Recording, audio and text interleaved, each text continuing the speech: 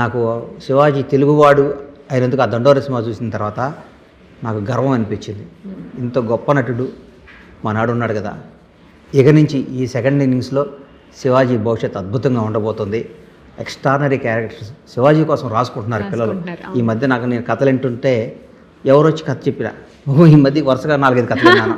కథలు వింటే ఎవరు వచ్చినా శివాజీని బేస్ చేసుకొని కథ చెప్తున్నారు. నా కడుపు నిండిపోతుంది. మన నాడు కోసం కథలు రాస్తున్నారు, మన శివయ్య కోసం ఇంత బాగా జరుగుతుంది అని చేస్తుంటే నిజంగా నటనని ఎవరు దోసుకోలేరమ్మా. ఎవరు కానీ ఎప్పుడైనా వెలికి తీస్తారు. కొద్దిగా లేట్ అవ్వచ్చు కానీ బయటికి రావటం ఖాయం, జనాన్ని ఆదరణ పొందడం ఖాయం.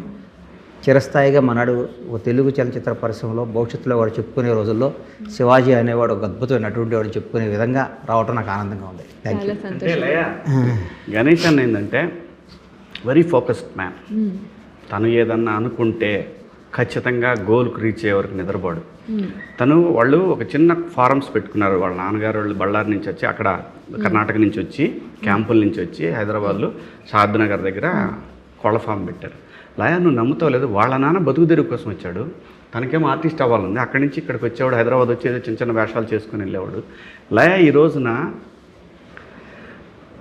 పౌల్ట్రీ ఇండస్ట్రీలో బండ్ల గణేష్ అంటే ఒక బ్రాండ్.